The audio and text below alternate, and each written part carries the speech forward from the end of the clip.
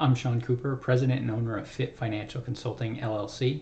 I hope you had a wonderful holiday season and are looking forward to the new year. And after coming through that spending season of the holidays and jumping into a new year, hopefully you've got some New Year's resolutions. And one of them might be to start budgeting and start saving money.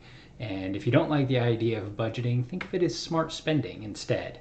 I know for a lot of people the word budgeting itself is abhorrent, possibly even more so than dieting.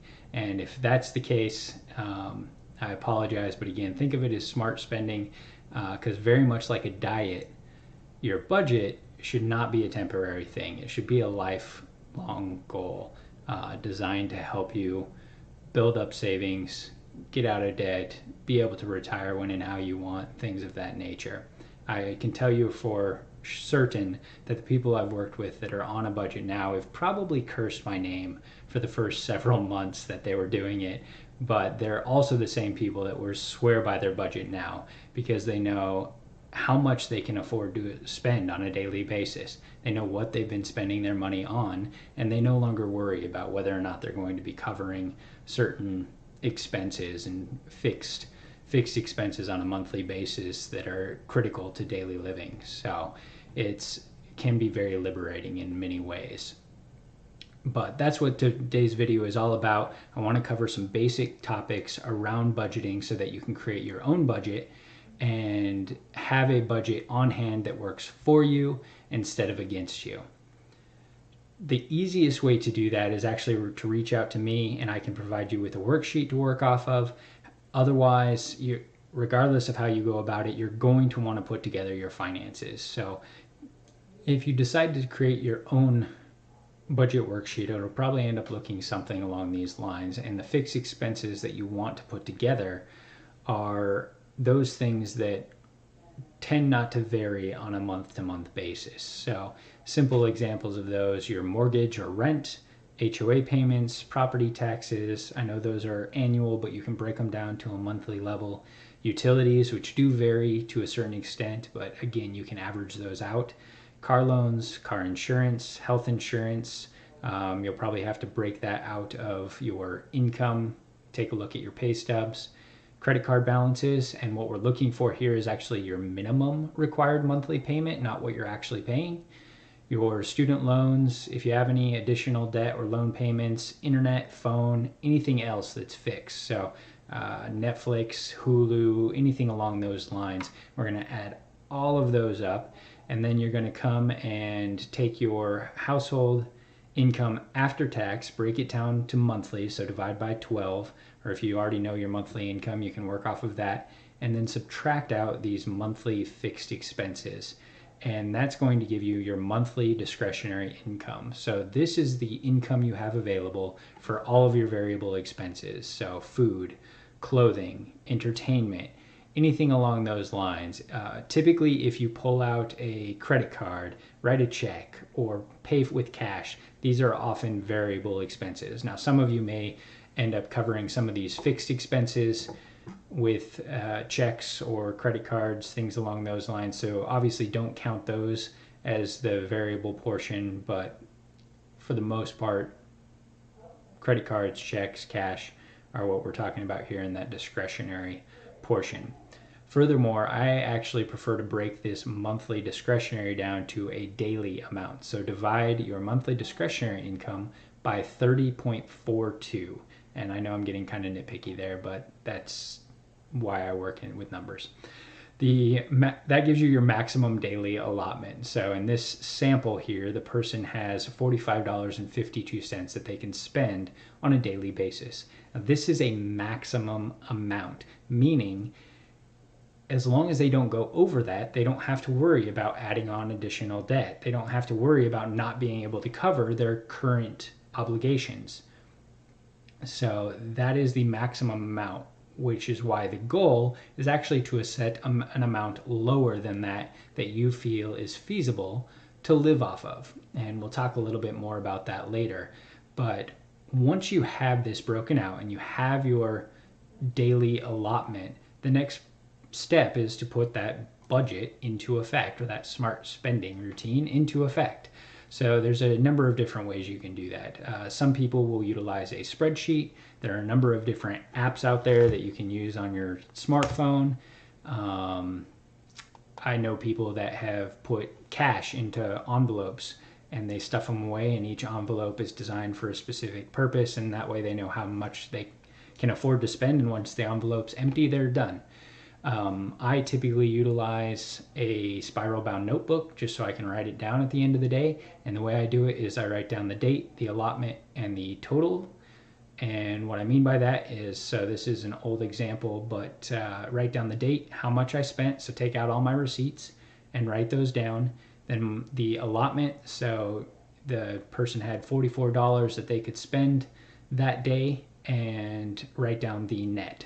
So 44 minus the 32 spent is 12. And the beauty of this is that $12 gets to roll into the next day. So the following day, the person spent no money at all. So they had $44 that netted out. They add in the 12 from yesterday. Now they're at 56, and they can roll that into the following day as well.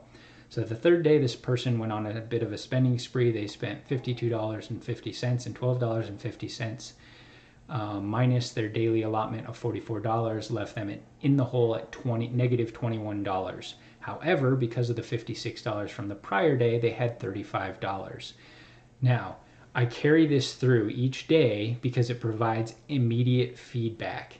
You have instant results in terms of whether you're over or under spending for the month, and that's why you want to keep track of it in that manner to determine if you need to tighten the belt or not, or if maybe you can, have a little bit more fun going to a movie or going out, something along those lines.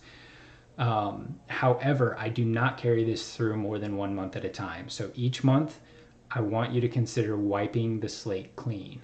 And the reason for that is really more of a psychological one. So when you're looking at this, if you have a month that's just really bad, you got a flat tire on your car, you had to replace all 4 tires, and so you end the month negative 500.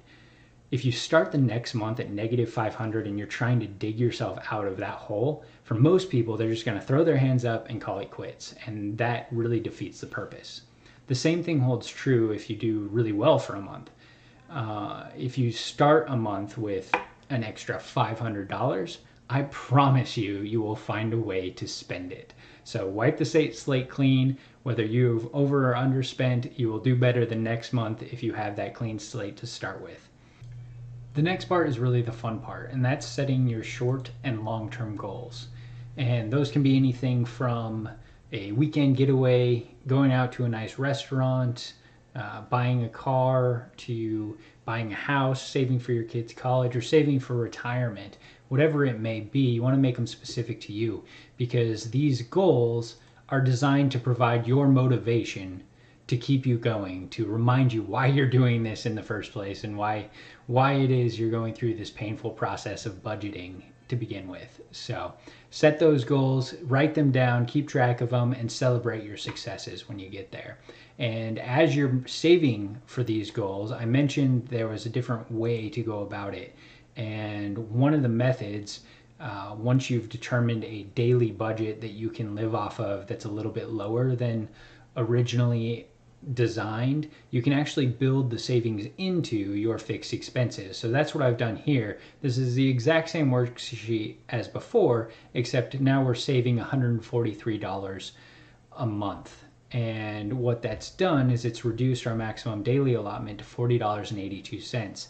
And if you remember our prior worksheet, it was $45.52. So we're able to save $143 a month while reducing our maximum daily allotment by less than $5. So you're really not giving up much in order to achieve that savings. And that's now savings that you can put towards paying off high interest debt like credit cards, or towards those goals of saving for a car, a house, or retirement, or a vacation, whatever it may be.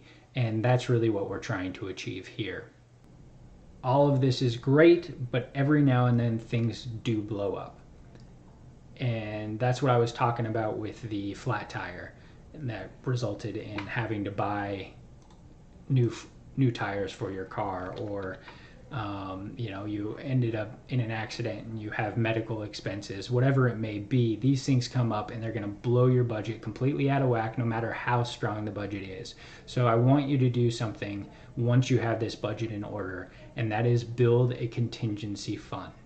And what I mean by that is something very liquid. So whether it's your savings account, your checking account, or what have you, I want you to start off with a minimum of $1,000. Build that account up to $1,000. And once you're there, by all means, celebrate that. Take a short weekend trip, go to the movies, whatever it may be. Nothing too extravagant, but celebrate that success. And once you've reached that $1,000, your next step is to get to $5,000. This money is there to be able to act as that reserve, so you can pay cash even when the unexpected comes up, or at least pay with a credit card and then pay that credit card off that month so that you're not paying the high interest on it. And eventually, over time, what you'll find is that $1,000 or that $5,000 will actually start to look like a zero balance to you. And it acts as another feedback loop where if you're under that amount, you need to tighten things up and stop spending so that you can get your budget back up to where it needs to be. And if you're over that amount, you can start looking at, can I afford one of my short or one of my long-term goals, and building it up that way. Long-term, and I do mean long-term, this isn't something you need to work towards right off the bat, but eventually you're also going to want to build up a reserve of 6 months worth of your household expenses. And what this fund is for is if something should happen and for some reason or other you're out of work for an extended period of time, you now have the assets available to be able to support you and your family without deriving any income for 6 months. And this fund works a little bit differently in that it doesn't have to be as liquid. You could actually choose to invest this money if you want to, probably more conservatively, but you could choose to invest it if you want to. And the reason being is you shouldn't have to access these funds. It's really just a backup in case the worst happens and you need to cover that transition period. So